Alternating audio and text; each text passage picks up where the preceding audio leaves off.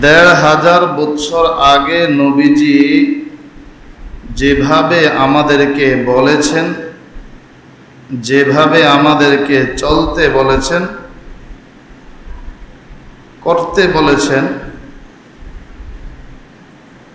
সেইভাবে আমাদেরকে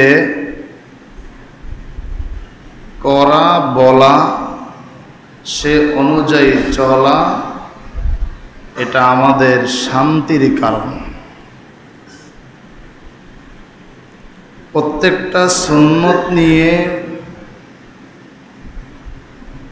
গবেষকরা গবেষণা করার পরে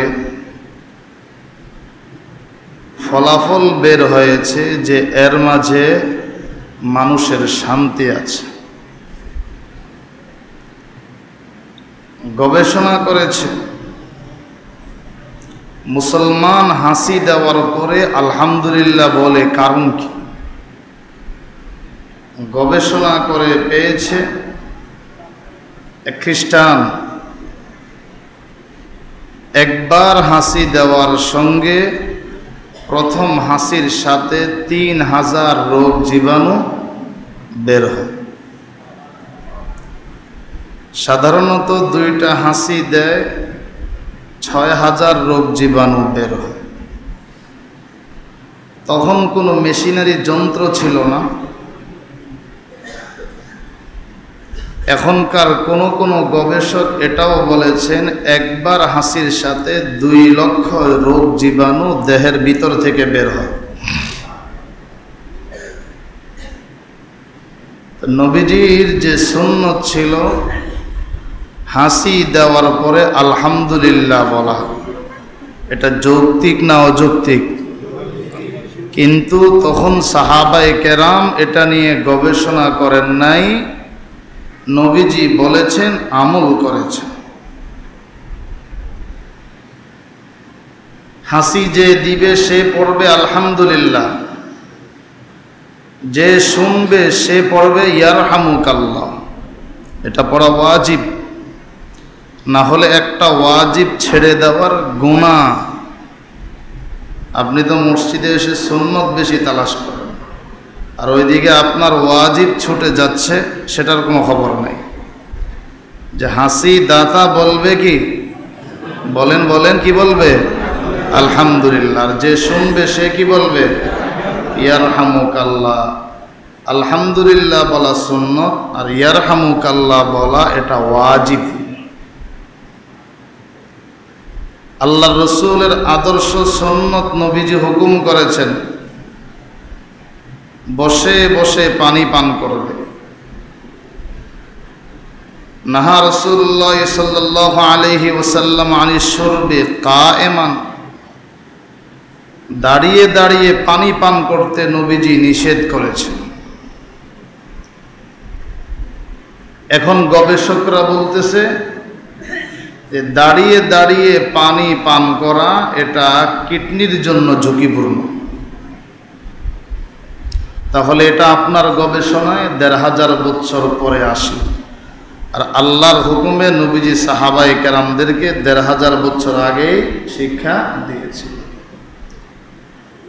এবার আসুন, গুরুত্বপূর্ণ আমাদের দৈনন্দিন প্রয়োজনীয় বিষয়গুলোর মাঝে বেশি ব্যবহৃত বা বেশি যে কাজটা আমরা করি সেটা হচ্ছে খাবার দাবার, পানাহার। ঠিক না বেঠিক? আল্লাহর রাসূলের আদর্শ কি খানার ব্যাপারে? কয়েকটা সুন্নত একটু খেয়াল করে শোনার চেষ্টা করি। নবীজির একটা সুন্নত হলো খাবারের আগে হাত ধৌত করে নেওয়া। খাবারের আগে হাত ধৌত করে।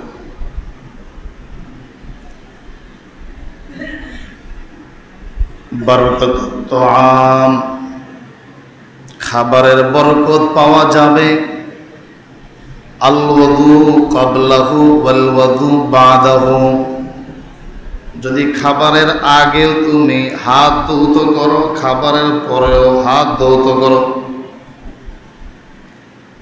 করোনা আসার পরে ডাক্তার বলে খাবারের আগে ভালো করে হাত ধৌত করো, কারণ হাতে রোগ জীবাণু থাকতে পারে।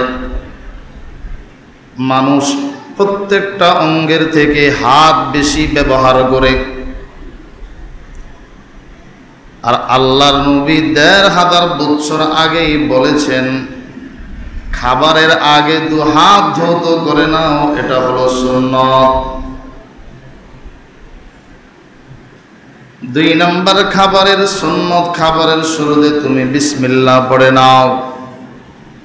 আল্লাহর রাসূলের হাদিস, নবীজি বলেন ইযা আকালা আহাদুকুম তাআমান ফালিয়াকুল বিসমিল্লাহ ফাইন নাসিয়া ফি আউয়ালিহি ফালিয়াকুল বিসমিল্লাহি আউয়ালাহু ওয়া আখিরাহু।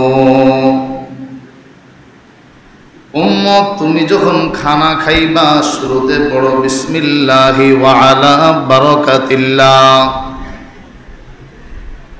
আর যদি কখনো খাবারের শুরুতেই দোয়াটা ভুলে যাও তখন পড়ে নিবে যখনই স্মরণ হয় বিসমিল্লাহি আউয়ালাহু ওয়া আখিরা।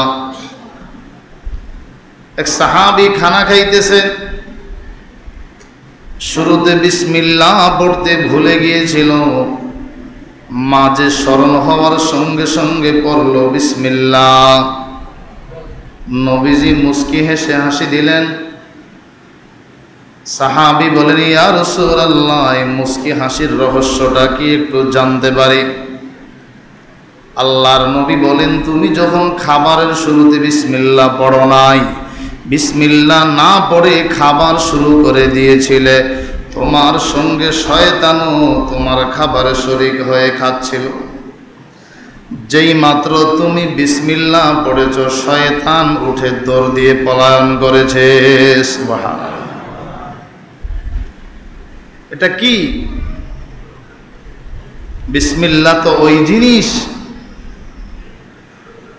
যে আপনি কাজের শুরুতে রবের নামটা স্মরণ করতেছেন, যিনি আপনাকে সৃষ্টি করেছেন, যিনি আপনার এই খাবারটা আপনার সামনে প্রস্তুত করেছেন।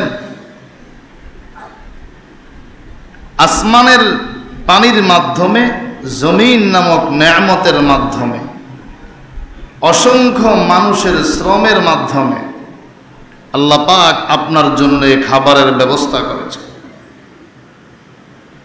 গবেষকরা গবেষণা করেছে আমরা যে পানি পান করি সবচাইতে বিশুদ্ধ পানি আসমানের পানি, এর চেয়ে কোনো বিশুদ্ধ পানি আর নেই। এরকম বিশুদ্ধ পানি যদি আপনি বানাইতে চান, প্রতি ফোঁটা পানি বানাইতে আপনার খরচ হবে ৭,০০০ টাকা। প্রতি ফোঁটা পানি বানাইতে আপনার খরচ হবে ৭,০০০ টাকা।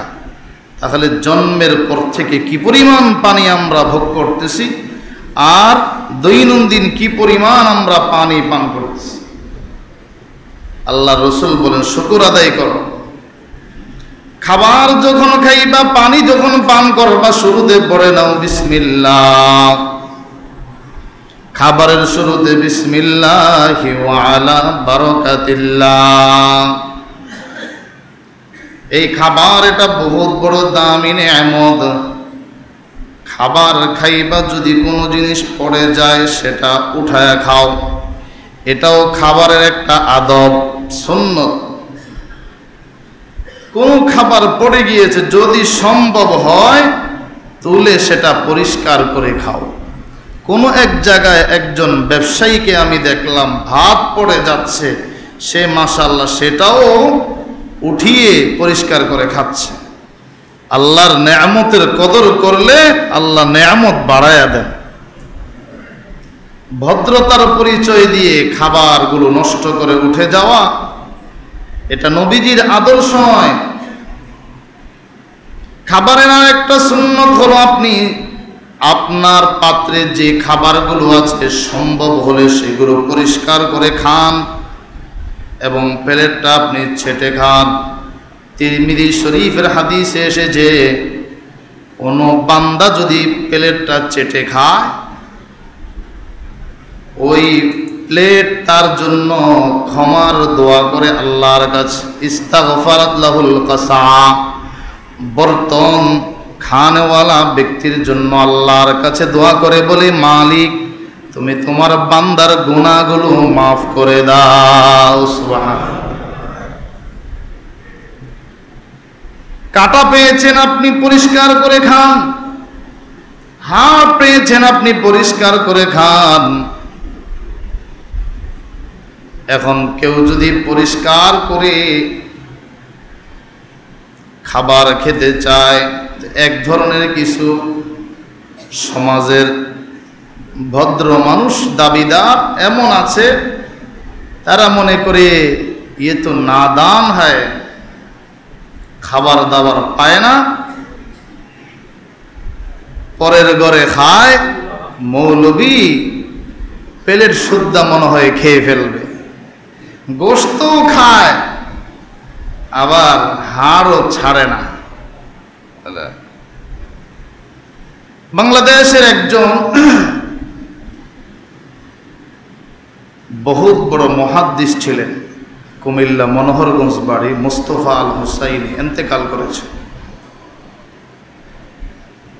এখন যে বক্তার আবির্ভাব, এদের সবার উস্তাদ। ট্রেনের সফরে যাচ্ছেন, খাবারের প্রয়োজন হয়েছে, ট্রেনে খাবারের ব্যবস্থা। ওনার খাবারের টেবিলে একজন ভদ্রলোক বাম হাতে চা পান করতেছে, আর উনি খাবার খাইতেছে, গোশ দিয়ে খানা খায়। খানা খাওয়ার পরে হাড়গুলো চিপায় চিপায় পরিষ্কার করে খাচ্ছেন। এটাও তো আল্লাহর নেয়ামত। হাড়গুলো খাচ্ছেন, এই দেখে ওই বুদ্ধিজীবী তিনার সহ্য হয় নাই, বারবার তাকায় তাকায় চাচ্ছে, মৌলবি করছে কি, জীবনে গোশ খায় নাই, আজকে পাইছে, হাড় সুদ্ধা খেয়ে ফেলতেছে। মৌলবীকে বেইজ্জত করার জন্য প্রশ্ন করে বসলেন। আসলে অনেক মানুষ জানে না যে আলেম কি জিনিস, আর মোটামুটি দুনিয়াবি কিছু পড়াশোনা শিখলে মনে করে আমি হলাম দেশের সেরা বুদ্ধিজীবী। এই কোরআনওয়ালারা, এদের কাছে সামাজিক জ্ঞান, রাষ্ট্রীয় জ্ঞান, বুদ্ধিশুদ্ধি কিছু নাই। কি বলেন, এমন মানুষ আছে না? খুব অহংকারীর ভাব, মাঝে মাঝে অহংকারীদের অহংকার দেখে হাসতে মন চায়। ওদের কাছে সমাজের কেউ ভালো না, ভালো দেখবেন সে যেই যার আলোচনা উঠবে তারই সমালোচনা, শুধু সমালোচনা। মুস্তফা আল হুসাইনি রহমতুল্লাহ আলাইহি কোন এক সময় আপনাদের সানার পারে এসেছিলেন, তো তিনাকে বেইজ্জত করার জন্য বুদ্ধিজীবী প্রশ্ন করে বসলেন, হুজুর আপনাদের এলাকার কুকুর কি খায়? কুকুর তো হাড়ই খায় নাকি? এখন হুজুর বলবে হাড় খায়, তার মানে আপনার সাদৃশ্য কুকুরের সাথে। তিনি খুব সরল মানুষ ছিলেন, বললেন ভাইজান আমাদের এলাকার কুকুর চা খায়। কথাটা বুঝুন নাই, ভদ্রলোক কি খাচ্ছিল? চা খাইতেছিল, আর হুজুর খাচ্ছেন হাড়। বলতেছেন আপনাদের এলাকার কুকুর কি খায়? তো তিনি জবাব দিয়ে দিলেন আমাদের এলাকার কুকুর চা খায়। কোথায় ঘুরে গেল? আল্লাহু আকবার। শান্তি কোরআনই জিন্দেগির মাঝে শান্তি, ইসলামের মাঝে শান্তি। কোরআন সুন্নাহ বাদ দিয়ে ভিন্ন পথে শান্তির আশা করা এটা বোকামি ছাড়া আর কিছু না। সমাজের এক শ্রেণীর মানুষ আছে, আলেম ওলামাদের গীবত করা, সমালোচনা করা এবং নাক ছিটকানো, এরকম স্বভাবের মানুষ আছে না নাই? এক সময় এক মাদ্রাসার শিক্ষক, সাধারণ শিক্ষক ষড়যন্ত্রের শিকার হয়ে গ্রেপ্তার হয়েছে। মাদ্রাসার পরিচালক এসেছে, খবর পাইলেন আমার মাদ্রাসার শিক্ষক নির্দোষ, বিনা কারণে তাকে গ্রেপ্তার করা হয়েছে। গেলেন কোর্টে, কোর্টে উঠানো হবে।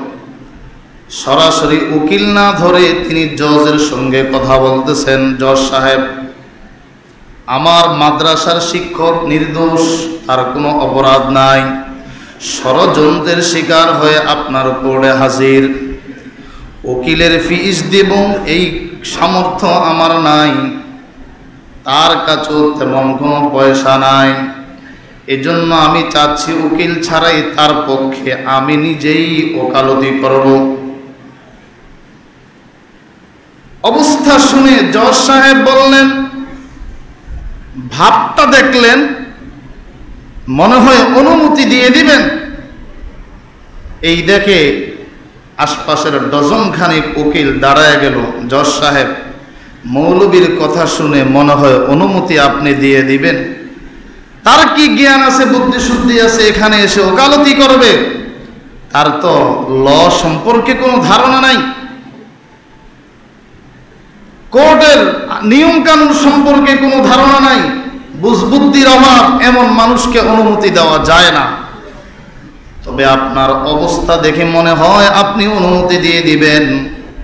আমাদের পক্ষ থেকে একটা প্রশ্ন, এই প্রশ্নের উত্তর যদি আমরা প্রশ্ন করব, প্রশ্নের উত্তর যদি মৌলভী সাহেব এক কথায় জবাব দিতে পারে, হ্যাঁ অথবা না দিয়ে যদি জবাব দিতে পারে, তাইলে বুঝবো তার কিছু বুদ্ধিশুদ্ধি আছে, তাকে অনুমতি দিতে পারেন।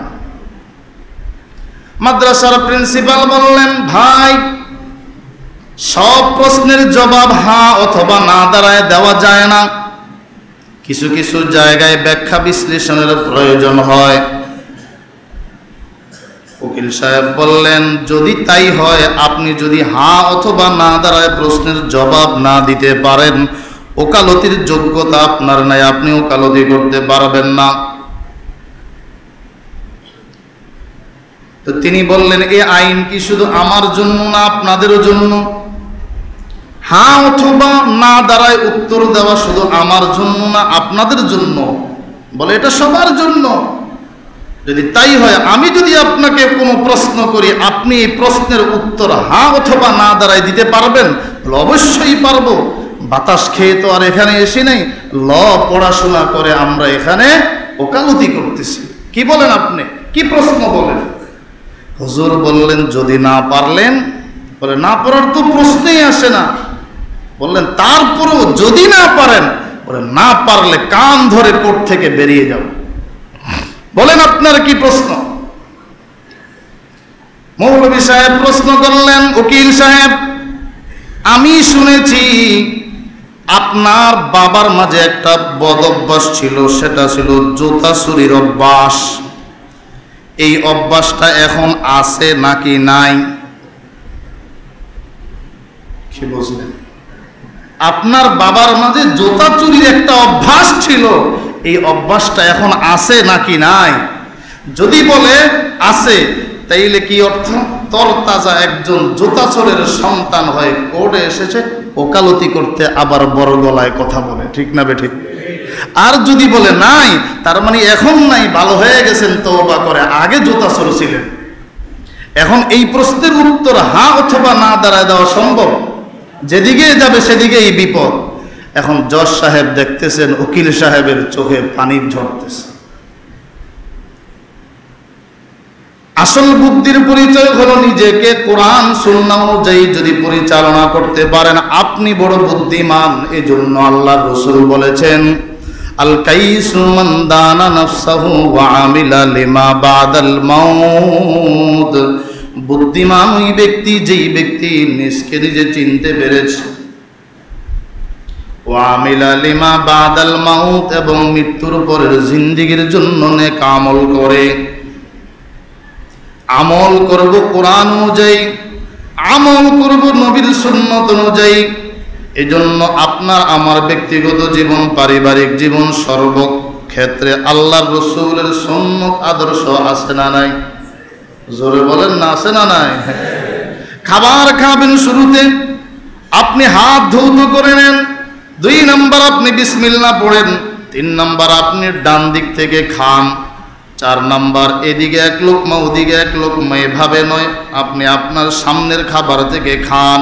কুল মিম্মা ইয়ালিক, আল্লাহ রসুল বলেন খাও যে খাবার তোমার সামনে মিলিত, সামনে যে খাবার, একসাথে বসেছো আরেকজনের খাবারে হাত দিও না, ওর সামনে কি আছে সেটা দেখো না, নিজের সামনে যেই খাবার আছে সেই খাবারটা খাও। 4 নাম্বার যদি কোনো খাবার পড়ে যায় ওই খাবারটা তুমি উঠায় পরিষ্কার করে খেয়ে নাও যদি তোমার সম্ভব হয়। 5 নাম্বার খাবারের পরে প্লেটটা চেটে নাও, পরিষ্কার করে খাও। 6 নাম্বার খাবারের পরে তুমি দোয়া পড়ে নাও, আলহামদুলিল্লাহিল্লাযী আত'আমানা ওয়া সাকানা ওয়া জা'আলানা মিনাল মুসলিমিন। নবীজির আরেকটা সুন্নত আদর্শ দৈনন্দিন জীবনে একাধিকবার ঘটে, সেটা হচ্ছে ঘুম।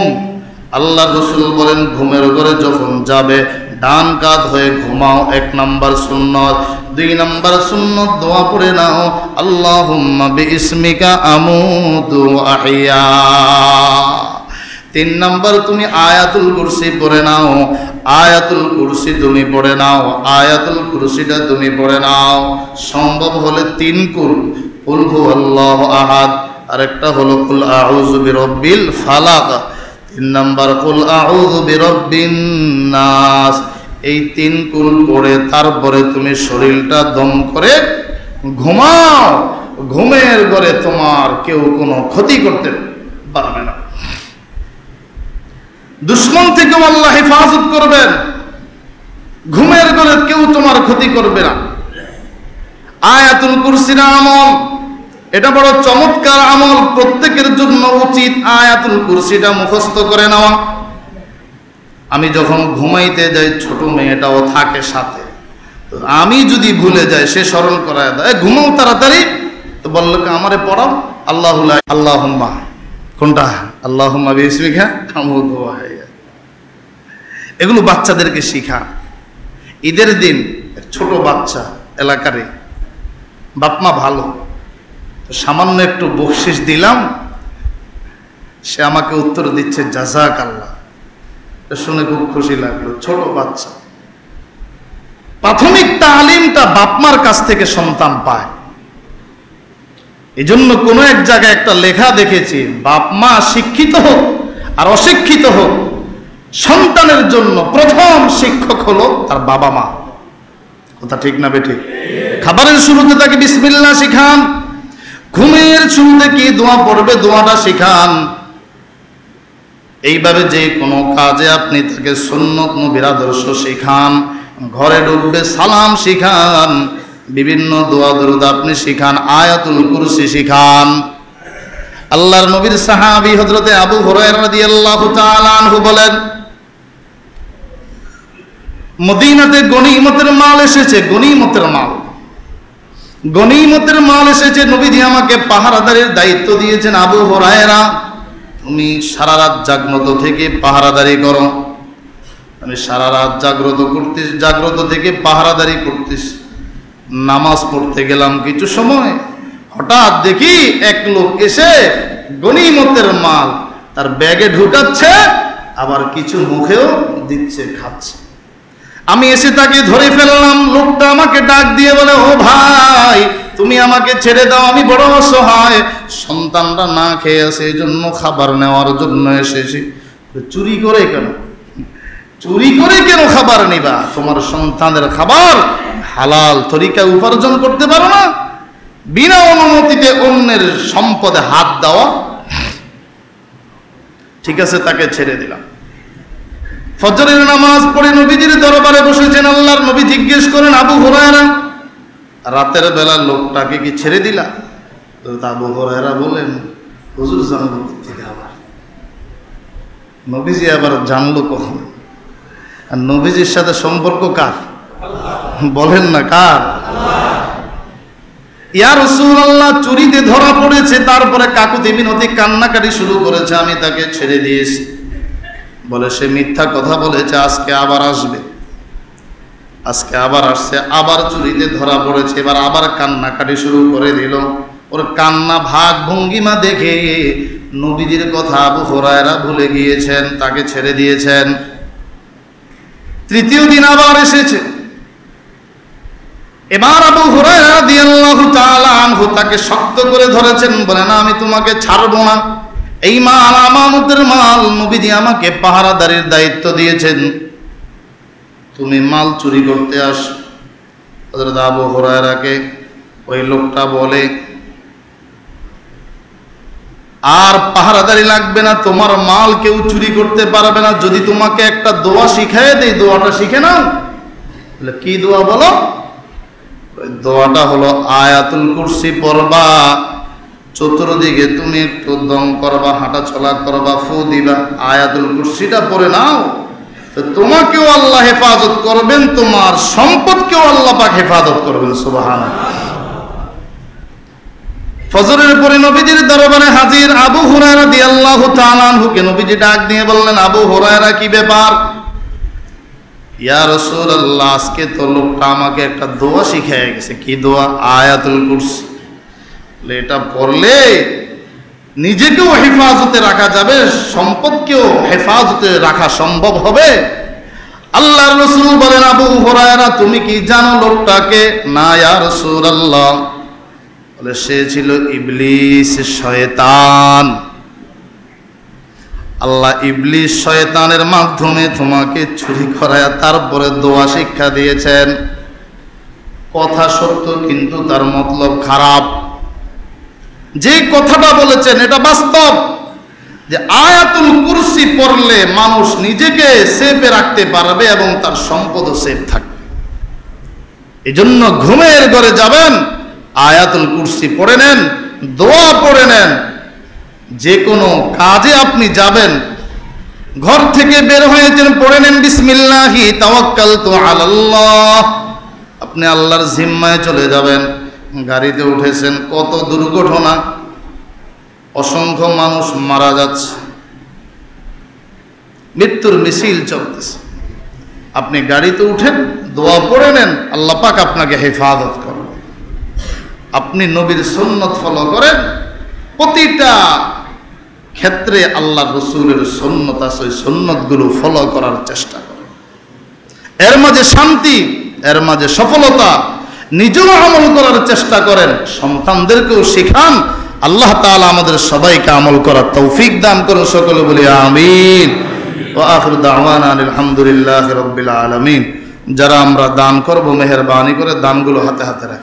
আলাম ইউযকার ইসমুল্লাহি আলাইহি ওয়া ইন্নাহু লাফিসক ওয়া ইন্নাশ শায়াতিন লায়ুহুনা ইলা আউলিয়াইহিম লিয়ুজাদিলুকুম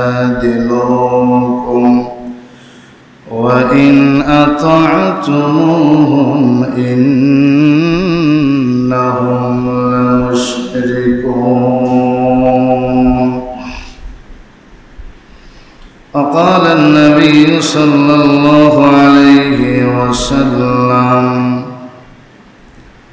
بركة الطعام الوضوء قبله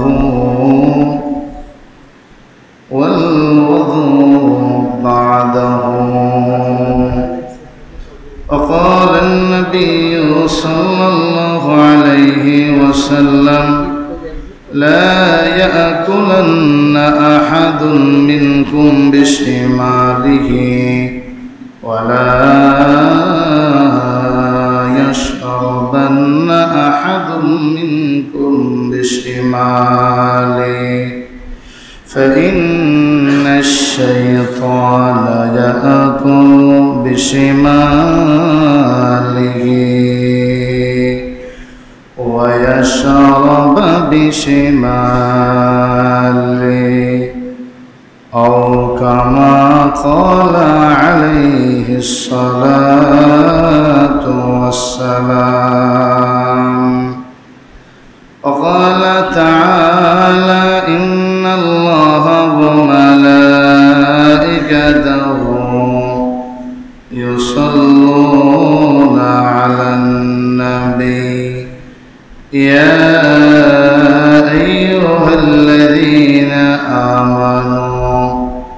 صلوا عليه وسلموا تسليما اللهم صل على محمد وعلى آل محمد كما صليت على إبراهيم وعلى آل إبراهيم إنك حميد مجيد اللهم بارك على محمد وعلى آل محمد كما باركت على إبراهيم وعلى آل إبراهيم إنك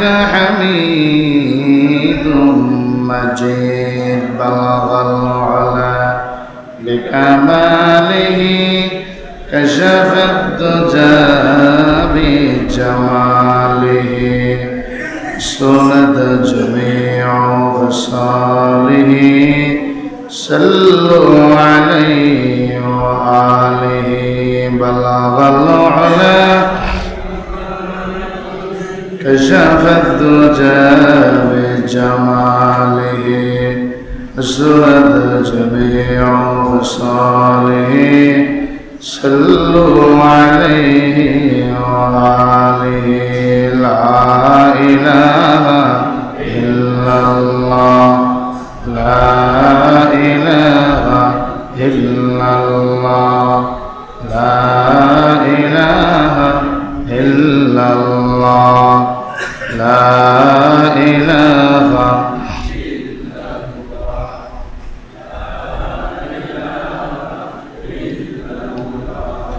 لا إله إلا الله لا إله إلا الله لا إله إلا الله لا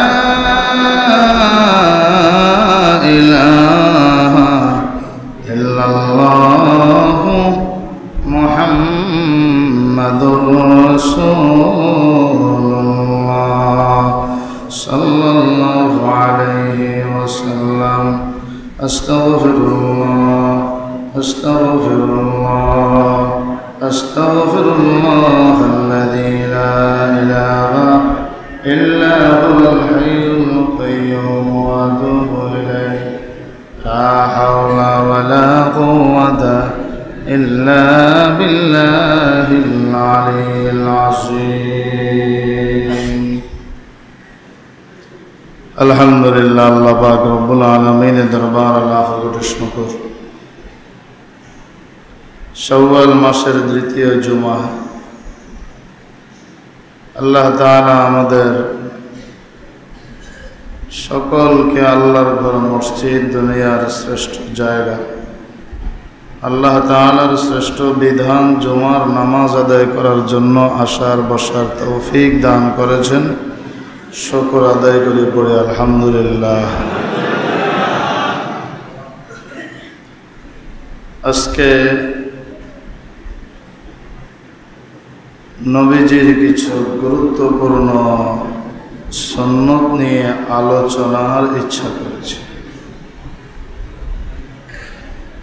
বিশেষ করে কিছু সুন্নত আছে যেগুলো প্রতিদিন আমাদের একাধিকবার ঘটে আল্লাহর রাসূল সাল্লাল্লাহু আলাইহি ওয়াসাল্লাম মন গড়া কোনো কিছু করেন না বলেন না যা কিছু করেন আল্লাহ পাক রব্বুল আলামিনের ইশারায় করেন যা কিছু বলেন আল্লাহ তাআলা ওহী হিসাবে অন্তরে যা প্রেরণ করেন সেটাই বলেন নবীজির সব কিছু এটাও এক প্রকার ওহী। এটাকে বলে ওহী হুকমি। এমনকি আল্লাহ রসুল সাল্লাল্লাহু আলাইহি ওয়াসাল্লামের বিয়ে শাদী এটাও আল্লাহর পক্ষ থেকে। কাকে বিয়ে করবেন, কিভাবে হুকুম করেছেন, কোন তরিকায় হবে, ইশারাও আল্লাহ তাআলার পক্ষ থেকে।